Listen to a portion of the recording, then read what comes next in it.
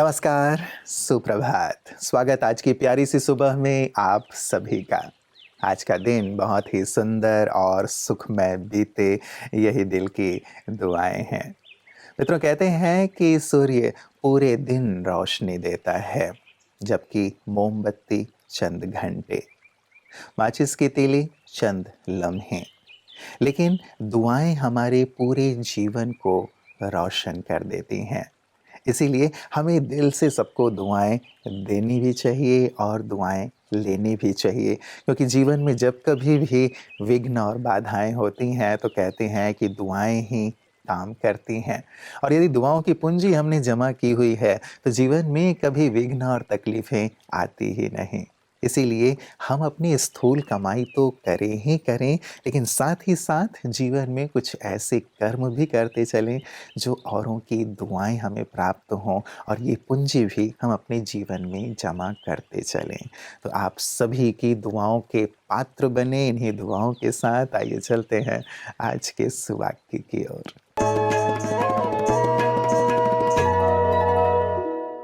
दुआओं का घेराव करे तनाव से बचाव। माँ बाप की छत्र छाया के नीचे रहने वाला बच्चा हमेशा सुरक्षित महसूस करता है। जब वो उस सुरक्षा क्षेत्र के बाहर कदम रखता है तो पल पल उसे अनिश्चितता का एहसास होता है और वो उसी संरक्षित आश्रय की खोज करता है।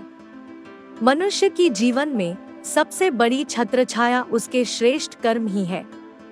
श्रेष्ठ कर्म ही दुआओं का आधार है। यही श्रेष्ठ कर्मों का बल हमें हर आने वाली नकारात्मक परिस्थिति से सुरक्षित रखेगा।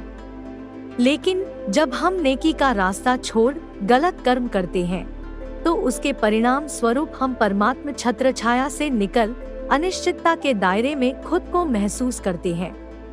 सत्कर्म ही आपकी ढाल बनकर आपकी तनाव आदि बुराइयों से रक्षा करता है और आपको परमात्मा के समीप लाता है।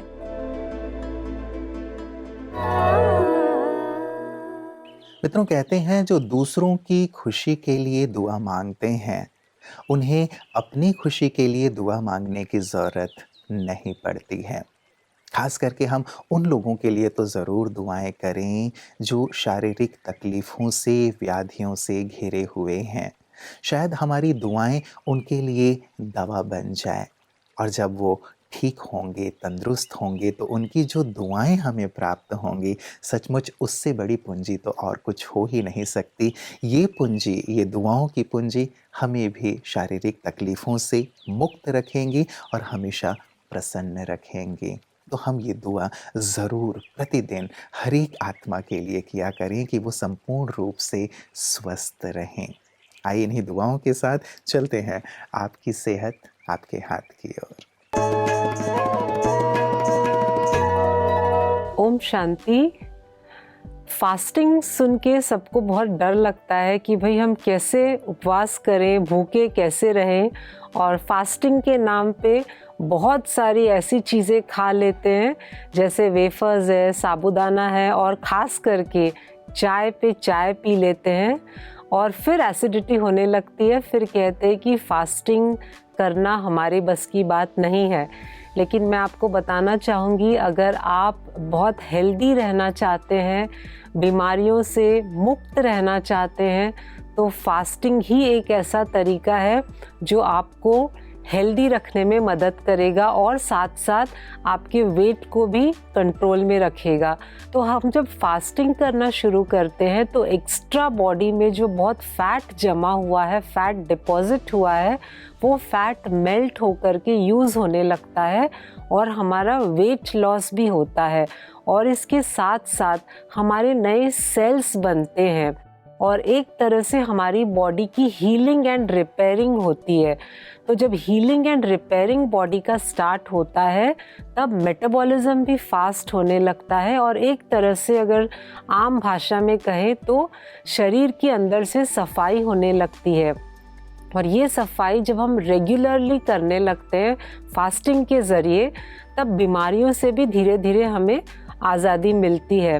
तो जब इतने फ़ायदे हैं फास्टिंग करने के, तो क्यों ना हम सही ढंग से फास्टिंग करें और जब हम फास्टिंग करते हैं तो हमें ये याद रखना ज़रूरी है, फास्ट को जब ब्रेक करते हैं तब चाय से ब्रेक नहीं करना चाहिए, क्योंकि इससे एसिडिटी बढ़ती है। फास्टिंग जब हम ब्रेक करते हैं तो उसमें या तो जूस हमें पीना चाहिए, या ठंड का मौसम है तो कोई काढ़ा बना के पिए, हर्बल टी बना के पिए, और बहुत ज़्यादा अल्कलाइन डाइट लें, यानी कि फ्रूट्स और सैलड्स अपने डाइट में लें।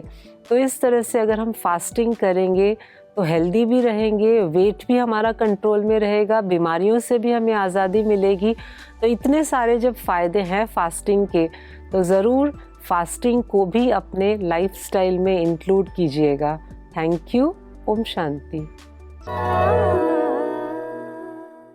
मित्रों, जब आज बात हो रही है दुआओं की तो मुझे याद आ रही हैं दादी प्रकाश मणि जी, जो कि ब्रह्मा कुमारीज़ की चीफ थीं। उन्होंने अपने जीवन का एक सुंदर नियम सिद्धांत ही बना लिया था कि मेरे जीवन के माध्यम से, मेरे बोल के माध्यम से, मेरे कर्मों के माध्यम से सभी को प्रेरणा प्राप्त हो दुआएं देने और लेने की। मैं ऐसे कर्म करूं जिससे सबकी दुआएं मुझे प्राप्त हों। और सचमुच वो जीती जागती इसकी प्रतिमा थी। संसार में कोई भी ऐसा नहीं था जो उनसे प्रेम नहीं करता था, जो उन्हें दिल से दुआएं नहीं देता था। हम भी अपने जीवन का ऐसा ही एक सुंदर सिद्धांत बना लें मित्रों, कि हमारे बोल, हमारे कर्म ऐसे हों कि हम जहाँ कहीं भी जाएं, जिनसे भी मिलें, उनसे हम दुआएं प्राप्त करें, क्योंकि यही तो वो चीज़ है जिसे लेकर के हम साथ जाते हैं। ज़रा विचार करें, हमारे साथ इस संसार से और क्या जाएगा? लोगों के द्वारा दी गई ये दुआएं, जिन्हें हम संजो कर ही अपने साथ ले जा पाएंगे। तो क्यों ना अपने जीवन को हम ऐसा ही सुंदर बनाएं, और ऐसा ही सुंदर हमारे विशिष्ट जन भी अपने जीवन को बनाकर औरों को प्रेरित करते हैं। आइए देखें कि आज विशिष्ट की बातें विशेष में कौन से विशेष मेहमान हमारे साथ हैं।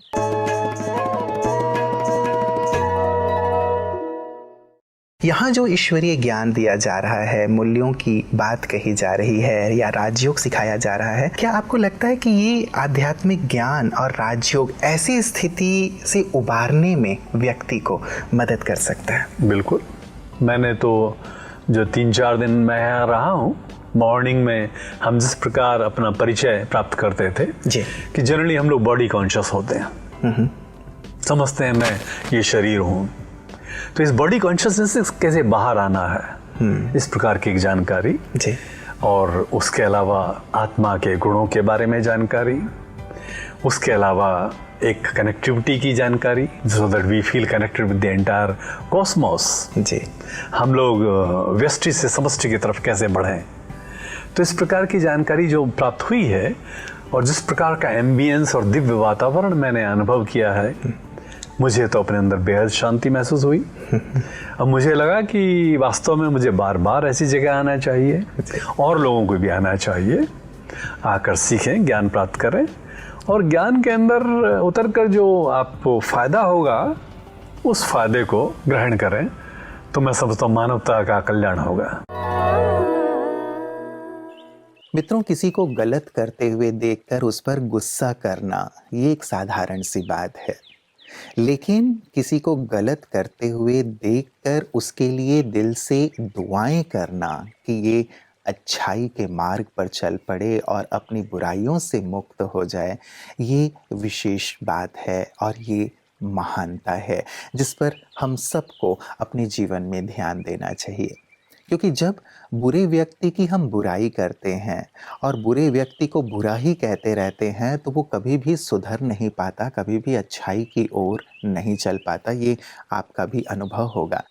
लेकिन जब आप उसकी अच्छाई की ओर उसका ध्यान दिलवाते हैं या उसकी अच्छाई का वर्णन करते हैं, अपने दिल में दुआ का भाव रखते हुए कि उसका कल्याण हो, तो सचमुच उसके अंदर भी एक भाव जागृत होता है कि मैं अपनी बुराइयों से मुक्त हूँ। तो ये एक विशेष महान भाव मित्रों हम अपने जीवन में ज़रूर अंगीकार करें कि बुराइयों को न देखते हुए विशेषताओं को देखें और दिल से दुआएं देते हुए उनकी विशेषताओं का वर्णन करें, ताकि वो भी सत्य पथ और अच्छाई के पथ पर चल पड़ें। और यही सुंदर कार्य हम देखते हैं ब्रह्मा कुमारी संगठन में भी, कि संसार में अनेक बुराइयां होते हुए भी, लोगों में अनेक बुराइयां होते हुए भी, वो सबके अंदर अच्छाइयों को देखते हुए अच्छाइयों को ही जागृत करने का सुंदर श्रेष्ठ कर्म अर्थात सेवा कर रही हैं।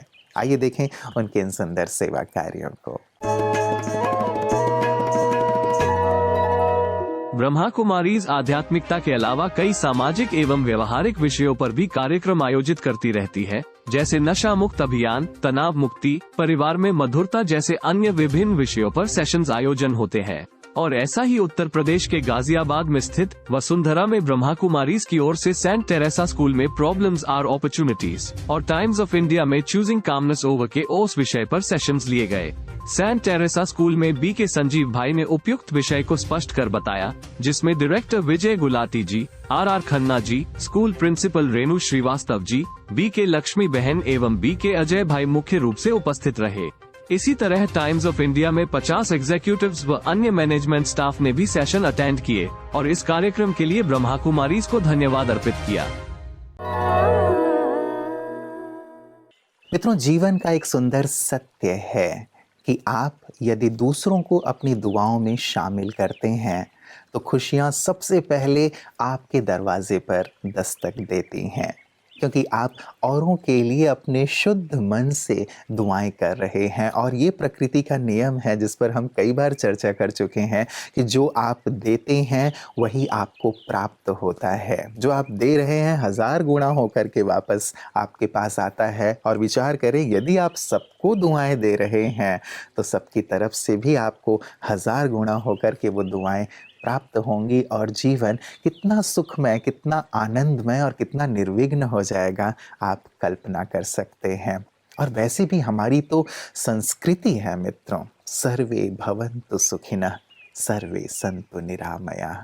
तो क्यों ना इस सुंदर सूत्र को, इस सुंदर श्लोक को भी अपने जीवन का अंग बना लें और प्रतिदिन सबके लिए दिल से दुआएं करें, ऐसे कर्म भी करें जिससे औरों की दुआएं स्वयं को प्राप्त होती चलें। तो आपका जीवन दुआओं से भरा हुआ हो, औरों को दिल से दुआएं दें और सबकी दुआएं प्राप्त करें। इन्हीं मंगल कामनाओं के साथ, दुआओं के साथ आज के लिए नमस्कार। ओम शांति। जीवन के सब